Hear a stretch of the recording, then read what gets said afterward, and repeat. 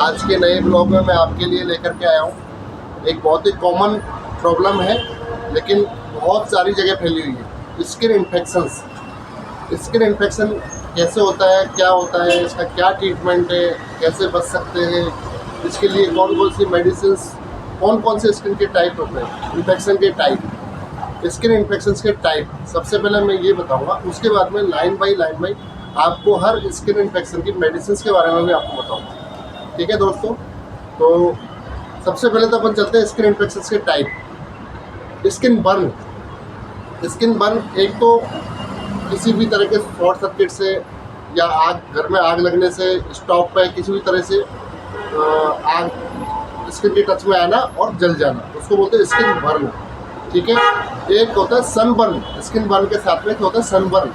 Sunburn बोलते हैं तेज़ धूप में अपन निकलते हैं तो हाथ पैरों में छोटी छोटी सी फुंसियाँ हो जाती है, चेहरे पे भी कई बार फुंसियाँ हो जाती है, छोटी छोटी फुंसियाँ होती है, कुछ उसमें पानी से निकलता है, कुछ नहीं होता और काफ़ी जगह में हो जाता है, वो होता है सनबर्न। ठीक है दोस्तों। सेकेंड नंबर पर आता है सोराइसिस। सोराइसिस होता है स्किन धीरे धीरे डैमेज होती जाती है, सूख जाती है और झड़ती जाती है, वो होता है सोराइसिस। सेकेंड नंबर पर सोराइसिस। थर्ड नंबर पर आता है दाग। दाग भी दो तरह के होते हैं, ब्लैक और वाइट। ब्लैक और वाइट, इसको एक्जिमा बोलते हैं, मेडिसिन लैंग्वेज में एक्जिमा बोलते हैं। फोर्थ नंबर पर आता है वाइट स्पॉट्स और ब्लैक स्पॉट्स, चकते, काले चकते और वाइट चकते। वाइट चकते कईयों के जन्मजात होते हैं, जिससे स्किन में इन्फेक्शन होता है या कोई और कारण होता है, तो काफ़ी जगह में आपने देखा होगा कि वाइट स्किन हो जाती है, वो बढ़ती जाती है, वो वाइट स्पॉट्स होते हैं। ठीक है। और ब्लैक स्पॉट्स ऐसे होते हैं जो कोई चीज़ की वजह से, टच में आने की वजह से, या कोई चोट लग गई, कुछ लग गया, उस जगह पे इंसान बन के रह गया, वो ब्लैक रह गया, उसको ब्लैक स्पॉट बोलते हैं। उसके बाद में एक्नी और वुंड। एक तो एक्नी, पिंपल्स, और वुंड, वो फुंसी हो जाना, छोटी फुंसी बड़ी फुंसी हो जाना, इस तरह से ये 6 नंबर का टाइप है। और 7 नंबर पता फंगल और बैक्टीरियल इन्फेक्शंस। फंगल इन्फेक्शंस और bacterial infection. Fungal infections mostly genital area में ज़्यादा होते हैं, जेनिटल एरिया या अंडर आर्म्स के अंदर होते हैं, और ये दांत का रूप ले लेते हैं, छोटे छोटे रेड कलर के होते हैं, उससे पानी निकलता है और बहुत ही ज़्यादा ईचिंग होती है। ये होते हैं फंगल और बैक्टीरियल इन्फेक्शन। तो सबसे पहले नंबर की जो प्रॉब्लम है स्किन बर्न और सनबर्न, उसके बारे में हम आपसे बात करेंगे कि इसकी मेडिसिन क्या होती है जो इजीली मार्केट में मिल जाए। आपको अगर डॉक्टर के पास जाने का टाइम नहीं मिल रहा है और अगर आपको प्रॉब्लम से निजात पाना है, तो आपको कौन सी मेडिसिन स्किन बर्न में और फंगल, स्किन बर्न और सनबर्न में यूज़ करनी चाहिए। ये है Silverex Ionic. Silver nitrate gel होती है, किसी भी तरह की स्टोव से या कोई आग जल रही है उसमें अगर अपना स्किन बर्न हो गई तो उसमें लगाने के लिए ये सिल्वर नाइट्रेट जेल आती है। कृपया इसको ध्यान से देख लीजिए, मार्केट में इजीली मिल जाती है। स्किन बर्न का पहला इलाज ये। इसके बाद आता है सनबर्न। सनबर्न में काफ़ी कंपनियों के सनस्क्रीन्स आते हैं, इसमें SPF 50 भी आता है, SPF 30 भी आता है। ये दिन में 3 से 4 बार लगाया जाता है, सुबह 9 बजे, उसके बाद 11 बजे, फिर दोपहर को 2 बजे और शाम को 4 बजे। दिन में 4 बार अप्लाई करना होता है, थोड़ा थोड़ा सा लिया जाता है, ज़्यादा मात्रा में नहीं लेना होता, थोड़ा थोड़ा लेना। तो ये हो गया सनबर्न। सनबर्न का यही इलाज है, इसके अलावा सनबर्न का कोई इलाज नहीं। सेकेंड नंबर आता है सोराइसिस। सोराइसिस बहुत सारे लोगों में पाया जाता है, जैसे हाथ में हो गया, पैरों की उंगलियों में हो गया, तो उस जगह से स्किन जो है complete necrosis of skin dead हो जाती है और धीरे धीरे झड़ने लग जाती है और उस जगह से स्किन में पूरे में इन्फेक्शन फैल जाता है। सोराइसिस भी संक्रामक डिजीज है, एक दूसरे से फैलती है, एक से दूसरे लोगों में फैल जाती है। सोराइसिस का जो मेडिसिन यूज होती है उसके बारे में आपको बताऊँ, या तो टॉपिसाल क्रीम, क्लोबेटासोल और सैलिसिलिक एसिड के साथ मिक्स करके उसको सुबह शाम लगाइएगा, ये सोराइसिस में बहुत अच्छे आराम करता है।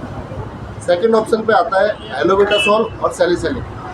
एलोवेट एस, ये भी सोराइसिस में बहुत अच्छा रिजल्ट देती है। तो ये 2 ट्यूबों को अच्छे से याद रखिएगा।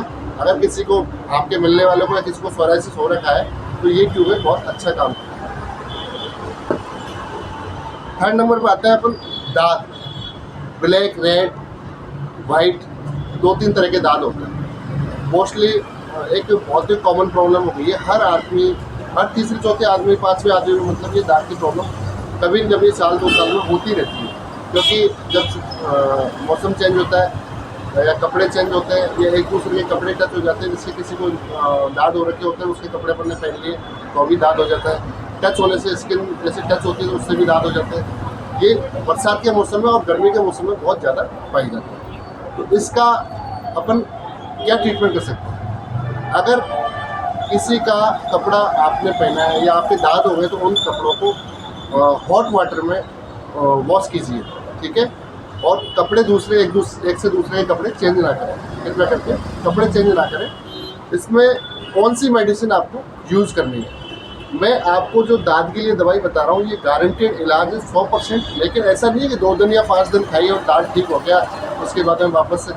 ये 2-5 दिन में जो दाद ठीक होते हैं ये सारी स्टेरॉइड क्रीम, बेटनोवेट, पोड्रम, डर्मिकेमोसी, डर्मीफोर्ड, डर्माकेटी, कुछ ब्रांड तो ऐसे हो गए कि आपको कच्ची बस्तियों के मेडिकल स्टोर्स पे लोगों के मुंह पे रटे हुए, हम कितना भी उनको समझाएं, किसी भी डॉक्टर के पास जाने के लिए कहें उनको मतलब नहीं है। वो काफ़ी दिनों से उन्हीं स्टेरॉइड क्रीमों को लगा रहे हैं, उनको लगता है आराम मिल गया, जबकि दाद ऐसे ठीक नहीं हो सकता। दाद का एक ट्रीटमेंट होता है, कोर्स होता है पूरा, वो लेना होता है।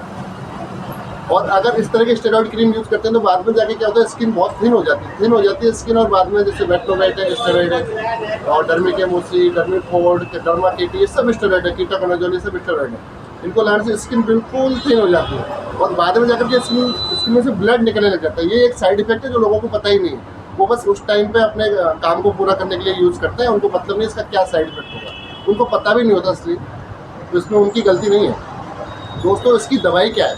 इसकी दवाई क्या है? कम से कम 60 to 90 डेज का कोर्स होता है दाद। इसमें सबसे पहले क्या चीज़ है, ये एक KZ सॉप, कीटाकोनाजोल साबुन। आपको डिटॉल सैफ्रॉन से नहीं नहाना। कुछ लोगों की भ्रांति हो गई कि डिटॉल सैफ्रॉन से नहाने से दाद ठीक हो, जबकि उनको नहाने से दाद फैलता है। आपको मेडिकेटेड सॉप यूज करना है। कीटाकोनाजोल KZ ले सकते हो, कीटोसिप ले सकते हो, काफ़ी सारी कंपनियाँ कीटाकोनाजोल सॉप बनाती है। इससे तो आपको नहाना है, ठीक है। सेकंड नंबर पे नहाने के बाद आपको एक लुल्ली कोनाजोल क्रीम आती है, लुल्ली फिन ब्रांड आता है सन फार्मा का, एल्सिस, काफ़ी सारी कंपनियाँ उसको बनाती है कंपोजिशन को। लुल्ली फिन ये सुबह नहाने के बाद लगानी होती है। सेकंड वन क्रीम लॉबेट GM, ये रात को सोते समय लगानी होती है। कृपया इस वीडियो को ध्यान से सुने, आपको फ़ायदा मिलेगा 100%। इसके बाद अपन आते हैं मेडिसिन में अगर आपको बहुत ज़्यादा इचिंग रहती है तो आप लेवोसेट्रिजिन या एट्रेक्स 25 सुबह शाम ले सकते हैं। इचिंग अगर कम हो जाए तो दिन की 1 कर दीजिएगा। इसके बाद एक इट्राकोनाजोल, जिसको बोलते हैं कि दाद की असली दवा इट्राकोनाजोल ही होती है। इट्राकोनाजोल का कोर्स 60 to 90 डेज लेना जरूरी है, एक भी दिन मिस नहीं करना होता है। सुबह शाम इसका चलता है। बच्चों में ये 100 mg चलता है और बड़ों में 200 mg सुबह शाम चलता है। एक टर्मिनाफिन 250 mg, ये पर डे का एक चलता है। इसका भी कोर्स 60 to 90 डेज होता है। इचिंग अगर बहुत ज़्यादा है, कंट्रोल नहीं हो रही है, तो फेक्सोफेरेडन 180 mg भी दे सकते हैं। वैसे मोस्टली डॉक्टर्स को यूज़ नहीं करते, लेकिन जब भी अगर इचिंग बहुत ज़्यादा है तो उसको यूज़ कर सकते हैं।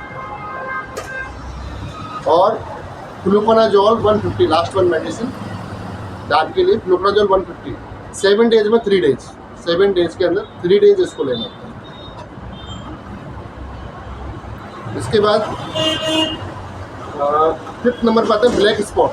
अगर ब्लैक स्पॉट हो गए तो उसमें अपन कौन सी मेडिसिन यूज़ करें, कौन सी ट्यूब्स यूज़ करें? आजकल सोशल मीडिया पर चल रहा है, ये क्रीम लगाओ, वो क्रीम लगाओ, स्किन लाइट, स्किन ब्राइट, फलाना ढिकाना, जबकि इनमें सब में स्टेरॉइड होता है और ये बॉडी के लिए बहुत घातक क्रीम है। लोगों को पता ही नहीं है, वो लोग कॉपी कर रहे हैं, फलाना बेटनोवेट लगाता हूँ, पेंड्रम प्लस लगाता हूँ, फलाने लगाता हूँ, वो बोलता है स्किन लाइट, मेला केयर फोर्स, सब स्टेरॉइड है। इनको कभी यूज़ नहीं करना चाहिए, इनके बहुत ज़्यादा साइड इफेक्ट है। रेडनेस, आपकी स्किन पे रेडनेस हो जाएगी या आपकी स्किन फट जाएगी, इस तरह की कई सारे साइड इफेक्ट्स इसके आते हैं। तो मैं आपको ब्लैक स्पॉट्स की मेडिसिन के 2 मेडिसिन के बारे में बताऊँगा जो मेरे पास अवेलेबल है, बहुत अच्छा रिजल्ट है। ग्लाइको 6%, ये रात को यूज़ करने वाली क्रीम है। उसको सुबह इन द मॉर्निंग भी यूज़ कर सकते हैं, लेकिन धूप में लगाकर नहीं निकलना होता। ग्लाइको 6%, अगर आपके ब्लैक स्पॉट्स हो गया है तो आपको सबसे बेस्ट रिजल्ट देने के लिए ग्लाइको 6%। अगर आपको काफ़ी सारे स्पॉट्स हो रखे हैं और आपकी स्किन को लाइटनिंग करने तो एक बाइलूमा क्रीम आती है, स्किन लाइटनिंग क्रीम है। ये रात को सोते समय लगानी होती है, बाइलूमा। याद रखें, ये 2 क्रीम मैंने आपको स्किन लाइटनिंग के लिए बता दी, ब्लैक स्पॉट्स के लिए। 6 नंबर पर आते हैं एक्ने और वुंड। तो एक्ने और वुंड में क्या ट्रीटमेंट लेना होता है?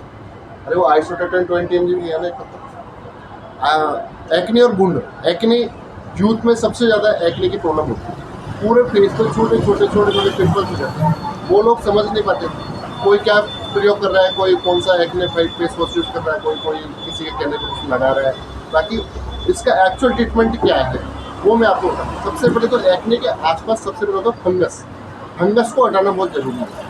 फंगस के लिए अपन को मेडिकेटेड फेस वॉश, सिटापिल हुआ, आहागलो हुआ, तो कोई भी अच्छी कंपनी का फेस वॉश जिससे कि फंगस दूर हो जाए वो यूज़ करें।